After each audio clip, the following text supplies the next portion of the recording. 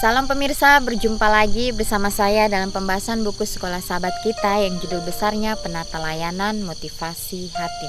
Pada saat ini kita akan mempelajari bagaimana kita akan diajarkan untuk menjadi berkat bagi sesama kita.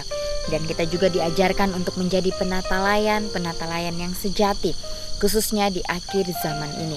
Bagaimana kita bisa menunjukkan akan karakter Kristus dimanapun kita berada.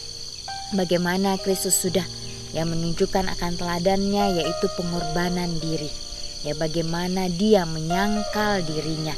Inilah bagaimana kita juga supaya kita juga dapat mempraktekkan setiap teladan Kristus di dalam kehidupan masing-masing kita, sehingga kita akan mendapatkan upah yang begitu indah, yaitu kerajaan yang Tuhan sudah sediakan bagi masing-masing kita. Pada saat ini saya mengundang akan seluruh anggota keluarga dan saudara-saudara semua. Baiklah, kita boleh berkumpul bersama-sama. Kita akan mempelajari nasihat firman Tuhan pada saat ini, dan biarlah rencana-rencana indah Tuhan itu akan menjadi bagian masing-masing kita. Kita akan mempelajari yang judulnya Doktrin Bait Suci. Pemirsa juga bisa mengambil Alkitabnya masing-masing, dan ada ayat yang akan kita bacakan bersama-sama. Orang biasanya tidak berpikir tentang bait suci dalam konteks penata layanan, namun mata rantainya di sana karena bait suci begitu penting bagi sistem kepercayaan kita, dan penata layanan adalah bagian dari sistem tersebut. Pengertian yang benar tentang penata layanan dari Kristus dalam bait suci surga adalah dasar iman kita. Di sini terdapat dalam tulisan Nyonya Ellen G. White, Mari Bersaksi, halaman 246. Adalah sangat penting agar kita memahami peran penata layanan dalam terang konsep Alkitab ini. Jadi ini kita mempelajari tentang doktrin bait suci. Di sini orang biasanya tidak berpikir tentang bait suci dalam konteks penata layanan. Namun mata rantainya di sana karena bait suci begitu penting bagi sistem kepercayaan kita. Di sini pengertian yang benar tentang penata layanan, yaitu dari Kristus dalam bait suci surgawi, adalah dasar iman kita. Inilah yang dituliskan di buku Nyonya Ellen G. White, Mari Bersaksi. Jadi bait suci adalah dasar iman kita, supaya kita dapat memahami bagaimana kita boleh mengerti akan setiap doktrin di dalam organisasi kita. Ini yang kita pelajari mengenai bait suci. 1 Raja-Raja 7 ayat 33 menjelaskan roda kereta. Kita akan menggambarkan doktrin bait suci sebagai pusat roda. Pusat menempel ke sumbu roda dan memberikan stabilitas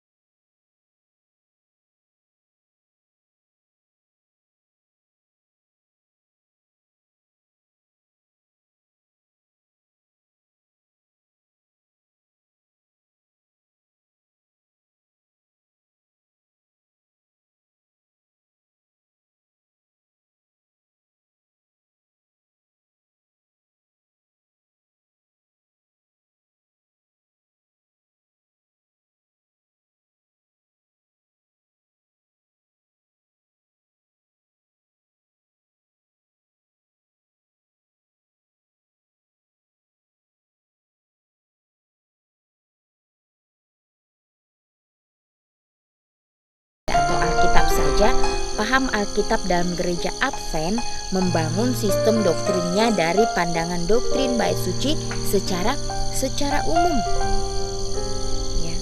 Dan di sini juga kita dapat membaca ada ayat-ayat ya di mana dikatakan kepada kita tentang pelayanan Yesus dalam bait suci. Dan di 1 Yohanes 2 ayat 1. 1 Yohanes 2 ayat 1. Anak-anakku, hal-hal ini kutuliskan kepada kamu, supaya kamu jangan berbuat dosa. Namun jika seorang berbuat dosa, kita mempunyai seorang pengantara pada Bapa, yaitu Yesus Kristus yang adil. Ya, jadi bagaimana pada saat kita atau orang lain sekalipun berbuat dosa, ya bagaimana kita jangan menghakimi mereka, tapi dikatakan di sini ya bagaimana kita harus doakan mereka sehingga mereka boleh sadar, ya sehingga boleh mereka sadar dan mereka datang sendiri kepada Tuhan untuk memohon pengampunan. Bila mana ada buat kesalahan, mungkin kita ingin menegur orang itu, ya kita ingin memberitahukan hal yang baik kepadanya. Ya biarlah kita berdoa kepada Tuhan sehingga pada saat kita menasihatinya, ya orang itu tidak tersinggung tapi dia menerima. Ya bagaimana dengan roh kerendahan hati dia boleh datang kepada Tuhan. Kemudian di dalam Ibrani 4 ayat 14 sampai 16. Ibrani 4 ayat 14 sampai 16. Ya Ibrani 4 ayat 14 sampai 16 dikatakan karena kita sekarang mempunyai imam besar agung yang telah melintasi semua langit, yaitu Yesus anak Tuhan. Baiklah kita teguh berpegang pada pengakuan iman kita, ya, pada pengakuan iman kita. Bukanlah iman besar yang tidak dapat turut merasakan kelemahan-kelemahan kita. Sebaliknya sama dengan kita, ia telah dicobai, hanya tidak berbuat dosa. Ya, jadi ini Yesus sebagai imam besar. Ya, sebab imam besar pun yang kita punya bukanlah imam besar yang tidak dapat turut merasakan kelemahan-kelemahan kita. Sebaliknya sama dengan kita, ia telah dicobai, hanya tidak berbuat dosa. Ayatnya yang ke-16, sebab itu marilah kita dengan penuh keberanian menghampiri takhta kasih karunia Tuhan kita, menerima rahmat dan menemukan kasih karunia untuk mendapat pertolongan kita pada waktunya. Ya, jadi apapun yang terjadi di dalam kehidupan kita, biarlah kita datang kepada Tuhan, menghampiri Tuhan dengan sepenuh hati kita, ya, sehingga kita boleh ya mendapatkan pertolongan yang hanya dari Tuhan, yang hanya dari Tuhan saja. Kemudian kita bisa baca di dalam Wahyu 14 ayat 7. Wahyu 14 ayat 7. Ini kita bisa buka bersama-sama. Di dalam Wahyu 14 ayat 7 dikatakan, dan ia berseru dengan suara nyaring, takutlah akan Tuhan dan muliakanlah Dia, karena telah tiba saat penghakimannya, dan sembahlah Dia yang telah menjadikan langit dan bumi dan laut dan segala mata air.